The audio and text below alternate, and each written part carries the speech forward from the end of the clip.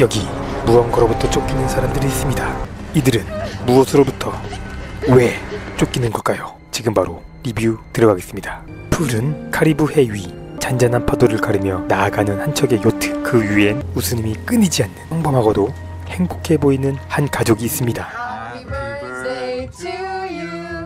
13번째 벤의 생일을 축하하며 요트 여행을 나선 건데요. 물 위에 편안하게 떠있는 줄리아는 뭔가 이상함을 느낍니다. 이때 이상 증후도 일어나기 시작하고 갑자기 멀어진 요트를 향해 쫓아가 보지만 뭔가 알 수 없는 힘에 의해 점점 몸은 빨려들어가기 시작합니다.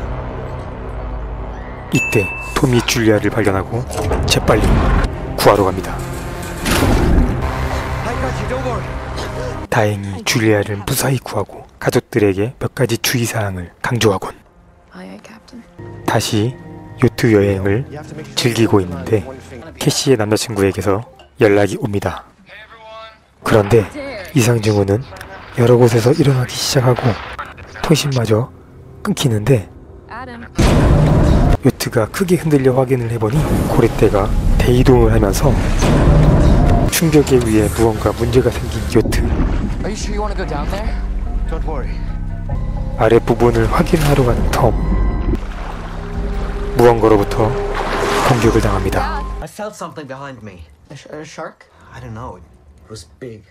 통신은 끊기고 구조 요청을 하고 있는데 레이더에는 위험 감지 신호가 잡히고 밖으로 나가보는 가족들.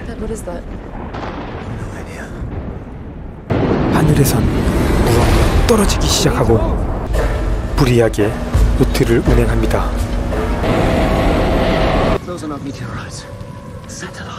하늘에 있던 위성은 떨어지고 이상현상은 가속화돼 가는데 요트에선 연기가 나기 시작합니다. 무언가 확인을 하고 위험에 대비하는 가족들. 물살은 거세지고 요트는 크게 흔들립니다. 재빨리 인터넷 준비를 챙기고 구조 신호와 구조 요청을 했는데 더욱더 거세지는 물살과 바람에 요트는 무너지기 시작하고 가족들 몸에 하나둘씩 이상 증상이 일어나기 시작합니다. 다행히 가족들은 무사했지만 더 큰 문제는 바다가 사라졌습니다. 도대체 무슨 일이 벌어지고 있는 걸까요? 여전히 통신은 먹통이고 그렇다면 바다는 어디에? 보조 배터리로 무전기를 연결하고 구조 요청을 해보는 그때 또 다른 생존자. 바다는 육지를 집어삼켰고 그 바다가 일주일 후 다시 돌아올 것 같다는 움직임을 보인다며 최대한 높은 곳으로 올라가라고 하는데 과학용 잠수정으로 최대 인원 3명, 남은 자리 2자리. 아이들만 살리기로 하고 좌표를 불러주는데 식량을 챙기고 잠수정으로 떠날 준비를 하고 있는 그때 저 멀리서 또 다른 생존자가 다가옵니다. 톰은 먹을 물을 챙겨 다가가 말을 걸어봅니다. 물을 건네받은 외부인은 그제서야 무기를 내려놓고 목을 축인 외부인은 톰의 얼굴을 그대로 공격하고 그 선택은 돌이킬 수 없는 비극으로 이어지고 맙니다. 돌변한 미치광이 살인마는 줄리아를 향해 다가갑니다.